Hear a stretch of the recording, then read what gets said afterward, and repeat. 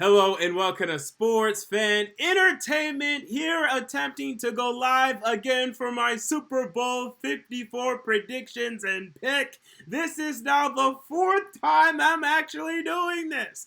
The first time I had the wrong frame rate, the quality was awful. The second time my microphone was off. The third time apparently I wasn't streaming on my channel. I was streaming in some different galaxy. I don't know where I was streaming. I guess the people, the aliens on Mars are watching me. I don't know. But now we have it right. We are live on Sports Fan Entertainment for the last time, Buzz Lightyear. So, we have Super Bowl 54 Kansas City Chiefs versus the San Francisco 49ers. However, before I get to that, I do have to get into what happened over the weekend just quickly, as we had what will certainly be the most tragic sports tragedy of my lifetime. There will not be another celebrity death in my lifetime that will affect me more than the death of Kobe Bryant. There are some close seconds. Shaquille O'Neal would be another close second. Will Smith would be up there. Denzel Washington would be up there. But there is no celebrity death in my lifetime that is going to be more tragic and mean more to me than the death of Kobe Bryant. This is someone that I emulated throughout my entire life from the minute I knew who he was, probably around 3 or 4 years old. Someone that I tried to imbue each and every single day. I live on this planet. And also rest in peace to not only him, but also his daughter Gianna, who also tragically died in that helicopter crash, and the other seven victims, the pilot and 6 other people, including another family who were on that flight. And look, people, it took me a couple days, and I'm not over it. It took me a couple days to really get past the initial grief, the initial depths of grief and mourning. But I am now embracing that Mamba mentality, because here's the thing. Kobe Bryant, to me, was immortal. I mean, this was truly a great, great, great man. And if he can go, having left so much on the table to do, I can go easily tomorrow. I can go easily right now. And I'm not going to allow myself to continue to live on this planet without making the most of each and every day. And that's going to mean great news for y'all, because y'all going to get more content. I'm going to go back to prime SFE. And I know I've said this before, but I mean, seriously, this death affected me so much. I cannot allow myself to not make the most of this life, because this life it's so precious, and time is fleeting, and it's time to enjoy and use every moment. And with that said, let's talk about this Super Bowl. Let's talk about the San Francisco 49ers versus the Kansas City Chiefs. And when this matchup was set, I absolutely felt I was going to pick the 49ers without a doubt. I expected the Vegas line to be 49ers minus 4 or 5. The 49ers had been the most complete team all NFL season long. Some would argue the Baltimore Ravens, but to me, the 49ers were better than them, more complete than them. They had dominated the regular season, going 13-3, and had dominated the playoffs, having covered not only their first, but also their second game at home against the Packers and the Vikings. I know the Chiefs did the same thing on the other side, but to me, the Packers and Vikings combined were better than the Titans and Texans this season. Now, you could argue whether or not the Titans can beat the Packers or the Vikings on a neutral field, and I would argue that as a Titans fan. But the Vikings and the Packers, those were two legitimate playoff teams throughout the entire year. The Packers were definitely flawed in terms of being Super Bowl contenders, and Vikings to a certain extent as well. But the 49ers had just had the more impressive resume than the Chiefs to me. And yet, we look at the line today, and the Kansas City Chiefs are 1.5 point favorites on some lines, but at least 1 point favorite on all lines. Incredible to me. But then I started to dig deep. I started to really look into things. And I gave more respect to the Kansas City Chiefs and what they've been doing lately. Winners of 8 straight games, 6 games in the regular season, 2 games in the postseason. I look at how the Kansas City Chiefs defense has been playing lately, limiting the Tennessee Titans running back Derrick Henry, who had been on a tear, rushing for consecutive 180-yard games, limiting him to only 69 yards in the AFC Championship game against the Tennessee Titans, limiting Carlos Hyde, which isn't the most impressive thing in the world, but limiting Carlos Hyde to 44 rushing yards. And I know that was mostly a passing game, but still, that's an impressive feat. And on 13 carries, also, that's a very good number to limit him to 44 yards on 13 carries. This Chiefs defense has been performing better, despite ranking 27th against the run in the regular season, performing very well in the playoffs, very well lately, catching stride as the weather's gotten cold. You look at the veteran addition of Terrell Suggs, he has added in a lot to the lineup in terms of his veteran presence, his run-stuffing ability, rushing the passer to a certain extent, but he's definitely lost some juice there. But his veteran leadership and his presence against the run have certainly been felt. Chris Jones is not going to be back and healthy for this game. You look at Chris Jones and what he's done against the passer this season. He has, I think, 8 or 9 sacks. Frank Clark also has 8 or 9 sacks. One of them has 9, the other has 8. Emmanuel Ogbah will be missed in this game, but as a total in this Chiefs team, 45 sacks for this Chiefs team. And you look at their passing defense this year, only allowing a passer rating of about 80.5. 21 touchdowns to 16 interceptions. This Chiefs defense has gone under the radar, but Steve Spagnuolo has actually done a decent job with them. Charvarius Ward, their quarterback, has had a decent year. Rashad Breeland's been up and down, but he's had a decent year. Tyrann Mathieu, he's been coming down, making a huge impact in the running game. Daniel Sorensen has been very good situationally, making plays when he has to make plays. This Chiefs defense is actually kind of scary right now. And that is not something I thought I would say. However, you look at offensively. You have Patrick Mahomes over there slinging the rock, doing his thing, playing and performing at maybe the highest level quarterback we've ever seen. And I don't think that is an understatement at all. This might be the highest level of quarterback play we've ever seen from Patrick Mahomes right now. The way this man is playing over the last 2 weeks in the AFC Championship game and the divisional game, that might be the most significant and best quarterback play I've seen ever in my life in a 2-week span. And then you combine that with the previous regular season in which he missed some games, and last year, oh my goodness, what are we watching here? And the run game, forget about the run game. There's no run game in Kansas City. And I know they can give the occasional carry to Damian Williams, and I think LaShawn McCoy is going to be back for this game. There's no rushing game in Kansas City. The rushing game is non-existent. It's only there because it has to be there. Otherwise, there's no rushing game in Kansas City. So there's no balance offensively. But the defense is all right. So then we flip around and we look at the 49ers. So why do we respect the 49ers? Why do we respect what they've done this season? Are they frauds like the Green Bay Packers? Are they only getting through because the Saints got eliminated early in the NFC? Because the Seahawks got eliminated by the Packers in the NFC? And they would have faced one of those teams. Maybe would they have had more struggle? Would they have been, swept out? Would they have been snuck under? Would they have, choked under one of those teams? Possibly, but I don't think so. Because this has been the most complete team in the NFL this season. Because this team boasted a top 5 offense. Because this team boasted a top 2 defense. And to me, actually had the best defense in the NFL this year. I know that the New England Patriots statistically have the number 1 defense. But you look at the 49ers and how athletic they are up front. How dominant they are up front. And also having the veteran leadership and presence they also have in the secondary. The combination of the youth in the front 7 with the veteran leadership and wisdom in the secondary. I'm not just talking about Richard Sherman, but Jimmy Ward at this point is a veteran in this league. And also Jaquiski Tartt. I mean, I never actually cared much for Jaquiski Tartt, but even Jaquiski Tartt is now a veteran in this league. So the combination they've had there and the problems that they've been able to impose upon imposing offenses. We all know the Packers were frauds. But the Packers were much more capable of rushing the football this year than the Kansas City Chiefs. Throwing the football, no. The Packers had nowhere near the offensive personnel that the Kansas City Chiefs have. Quarterback play also goes to the Chiefs, but not by much. Because although a lot of people want to argue that Aaron Rodgers has lost this, he's lost a step, he's not as good as he once was, I'm not really buying that. I mean, maybe a little bit, and he's certainly not playing at Patrick Mahomes level, but it's as close as you can get.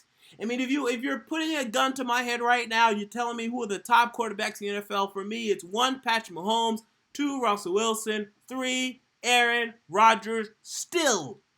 To me, maybe Drew Brees before Aaron Rodgers, but I probably would take Aaron Rodgers before Drew Brees because I think if you give Aaron Rodgers Michael Thomas and Alvin Kamara and that Saints offensive line, I think we're having a different discussion. So that's my definitive ranking. And then Drew Brees number 4. That's my definitive ranking right now. So seeing and comparing these two teams, it's very interesting because I think that the 49ers are like the Tennessee Titans on steroids. And that's why, as a Tennessee Titan fan, I wanted nothing to do with the 49ers team. Because to me, they have a similar quarterback situation where they have a guy that can play very efficiently at quarterback as long as the run game is there. And if the run game isn't there, he can still play well, don't get me wrong. But, you have more concerns if the run game isn't there. But primarily, they're going to try to run the football on you, and their defense is going to make some plays. Except the 49ers defense is way more athletic than the Titans defense. It boasted way better players, way better personnel, and better coaching. The 49ers are the Tennessee Titans on steroids. Instead of having a big bruising bell cow and Derrick Henry, they have an assortment of backs. And to me, they boasted a better passing offense overall. But, with A.J. Brown doing some of the things that he did, he was better than Deebo Samuel and Emmanuel Sanders versus Corey Davis. That can go back and forth. But they had George Kittle at tight end. Let's not forget about that. So, on the flip side, the Packers are similar to the Kansas City Chiefs. Similar. Nowhere near in terms of the offensive firepower. But in terms of having a quarterback who is of another level, a ridiculous level, who can win you a game on his own. They ran the ball better than the Chiefs this year with Aaron Jones. He was much more of a threat than the Chiefs. And then defensively, a capable defense. Statistically, an average defense that has its pros, that has its cons. They were able to get out of the passer a certain amount with Preston Smith and company. Secondary has some potential Jair Alexander, but also has some weak spots as well. The defenses are very similar in terms of Kansas City and Green Bay, and offense is similar as well. I know Kansas City is better in terms of the weapons that they had offensively. I know. But they had a better run game. And the Chiefs have no run game, and they have better weapons. And both of those teams dominated who they faced 2 weeks ago. For the most part, the Chiefs dominated the Titans, especially in the second half, and the 49ers most certainly dominated the Green Bay Packers. So these are 2 decent matchups for these teams. So we're going to have a close game here, people. That's just what we're going to have. It all comes down to whether or not this 49ers front can get after pressure and cause problems for Patrick Mahomes. Mahomes has only sacked 17 times this season, and the Chiefs, as an offense, sacked only 25 times. That's not going to cut it. They're going to have to sack Patrick Mahomes in this game at least 3 times, at least. Any less than that, the game is lost. If they sack him 3 times, the game still might be lost. If they sack him 4 times, the game still might be lost. 5 times more, I think they'll have it. I think that'll be enough plays in order to win the game. Nick Bosa, DeForest Buckner, Arik Armstead, Solomon Thomas, Dee Ford, facing his former team. Frank Clark, not facing his former team, but facing a rival of his former team. The game will be won in the trenches. There's going to be a lot of plays made offensively, and a lot will be made of the offense. But again, this game is going to be determined by who makes more defensive plays. Who's going to get that pass defense? Who's going to get that critical sack? Who's going to get that critical play? Because the plays will be made offensively. Emmanuel Sanders is going to show up for this game for the 49ers. Deebo's going to have probably a drop or 2, but he's going to show up. George Kittle's going to show up. Some people don't think Garoppolo's going to show up. I think he's going to show up. And, Garoppolo deals well under pressure, okay? The guy dated Mia Khalifa. He does fine under pressure. Or maybe he was another porn star, but he dated some porn star. He does fine under pressure. I'm not worried about Jimmy G under the lights. I ain't worried about it. He's going to do all right. So, can Patrick Mahomes, despite those plays, still elevate his team to the next level? And I look at the Super Bowl, and specifically in the last decade,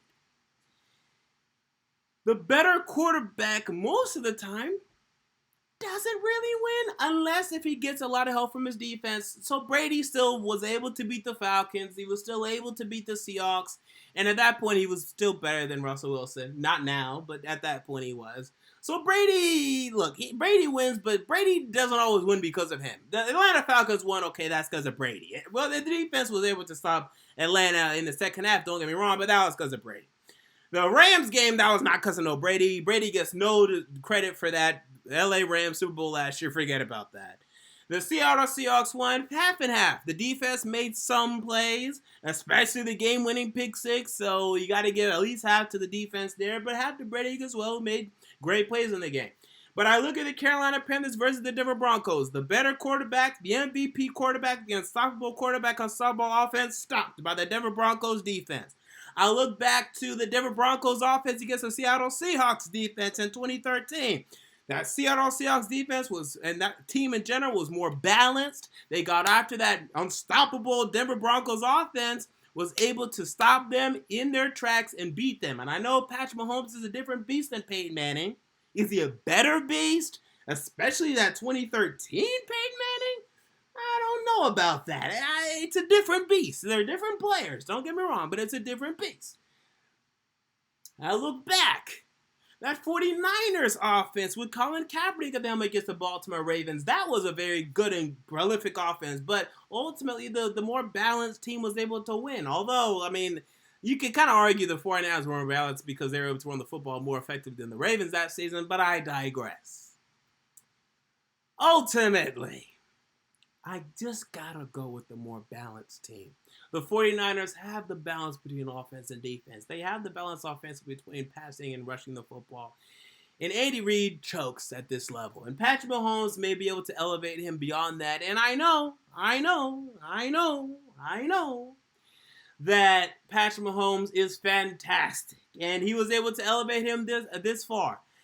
I believe he's going to get Andy Reid that Super Bowl, and I think it might be as early as next year. But this balanced beast, this is the most balanced team I've seen in a while in this league, especially offensively, the things that they do. I just got to go with the 49ers to cause enough pressure, enough mayhem for Patrick Mahomes and this Chiefs offense and to get the victory. But Mahomes might crush me again, might defeat me again. And if he pulls this off, if Patrick Mahomes pulls this off, we're in trouble, people. I mean, we are in serious trouble, we think. Now, I don't want to go as far as some people, because a lot of people like to say lately, if Mahomes wins this, the dynasty's beginning. He's going to go to this Super Bowl, that Super Bowl, that Super Bowl. Aaron Rodgers, when was the last time Aaron Rodgers was in the Super Bowl? Can anyone tell me the last time Aaron Rodgers was in the Super Bowl?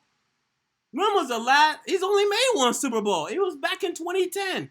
Aaron Rodgers, who was the best quarterback in the last 10 years, only made one Super Bowl. That one Super Bowl that he won, and then everyone afterwards said he's going to go to that Super Bowl, and that Super Bowl he's going to face Andrew Luck in that one, Tom Brady in that one, he's going to face Patrick Mahomes in that one. He ain't made another one. So even if things look good, but things will never go as planned, especially when Patrick Mahomes starts eating up $40-45 million of the cap. But if he wins this one, it's going to be impressive. And I have no doubt he's going to win one. I'll say that. I'm not going to say he's going to go on a tear and start winning this, and that. But I'll say he's going to win one. I don't have it being this one. So go ahead and give me the San Francisco 49ers to win 34-31. And I'm saying take the 49ers in the money line for my guarantees this week. And also take the over for the over-under. It is quite high at 54.5 on most lines, but I like the over overall. It's just the better bet. It's a safer bet because Mahomes is going to put up his points whether they're leading or not. The Chiefs are still going to put up their points, and the 49ers might get off to a slow start, but the second half adjustments that Kyle Shanahan will make will be enough for them to at least put up enough points, even in garbage time, to go over. So I like the over here. So I have the 49ers winning this game. I will be back after this game to recap it. It might be either the day after or it might be the night after. But again, man, it's Mamba mentality from here on out, man. I am going to honor my legend, Kobe Bryant, by putting it all, giving my best effort here. And we're going to see what happens. So what are your thoughts on this game? Comment down below. I want to know if you enjoyed that video. Make sure to like, comment, and most importantly, to subscribe. And until next time, this has been MJ of Sports Fan Entertainment. I'm out. See you all later.